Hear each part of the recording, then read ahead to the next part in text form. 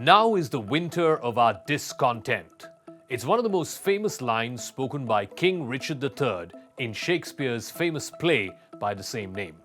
While the quote is often used to suggest a winter of despair, Richard was actually celebrating good fortune that had come to his family. However, the more common usage of that phrase may be more appropriate for the upcoming cold season in Europe.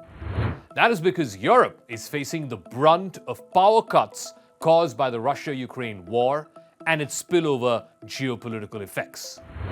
On Crux Decode, how Europe is getting ready for the coming winter of discontent thanks to the Russia-Ukraine war.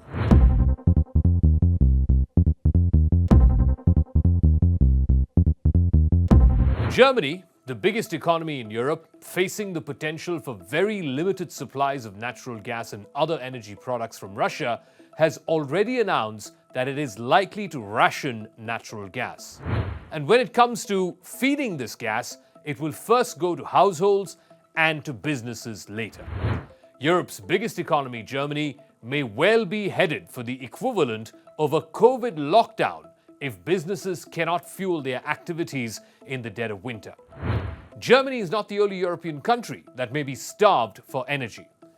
This is an unforeseen consequence of Russia's invasion of Ukraine and the subsequent sanctions and counter-sanctions that we've seen between the West and Moscow. Germany now has triggered the alarm stage of its emergency gas plan. This is in response to falling supplies from Russia. This emergency response includes a whopping 60% drop on the key Nord Stream 1 pipeline, which happened last week. This is the second phase in a three-stage emergency plan. This emergency plan is activated when authorities see a high risk of long-term supply shortages. It also includes a clause allowing utilities to immediately pass on high prices both to households as well as to industry. Now, this is the third and final part of this emergency response, which has not been triggered yet. Germany's economy minister Robert Habeck has accused Russian President Vladimir Putin of launching an economic attack on Germany by reducing gas flows into his country. The final emergency stage, if it is enacted, would require the state to intervene in the market and determine the distribution of gas supplies. Like I said before, the priority would be for households over industry. Germany is in a particular bind because currently it relies on Russia for about 50% of its gas imports. However, Germany is not alone. Russia has cut off or restricted supplies to Poland, Bulgaria, Finland, Netherlands, and Denmark after energy firms operating in those countries refused to comply with the demand for payments in ruble. Now, earlier this year, Vladimir Putin had signed into law requirements for unfriendly nations, like some of these EU member states, to pay for gas in rubles. Now, this was a retaliatory move after the European Union targeted Russia with sanctions which now include a pledge of a phase-out of coal as well as oil shipments.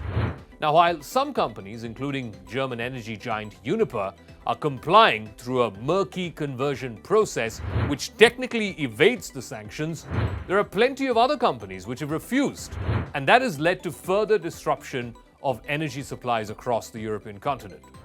EU climate policy chief Frans Timmermans says that the estimate right now is that a dozen EU countries have already been affected by gas supply cuts from Russia. He revealed that about 10 of the bloc's 27 member countries have already issued an early warning on dwindling gas supply.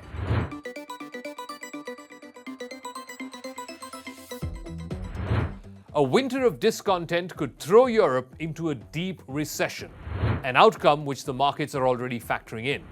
The euro right now is at parity with the dollar, something we have never seen before in the history of the euro since the euro was first introduced as a sovereign currency. The European Central Bank is planning to raise interest rates to combat inflation. Add to that another problem which is on top of the ECB's list, which is higher interest rates that will disproportionately and adversely affect the most heavily indebted countries in Europe. For example, countries like Italy, Spain, Portugal, these are the highest indebted countries in the entire EU bloc. Can Europe handle another recession while at the same time trying to contain inflation? The answer looks painfully obvious. It is a no.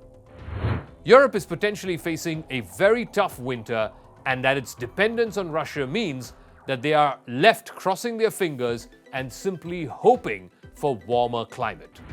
But there is some cause for hope as well. Russia may not, after all, turn off the tap entirely.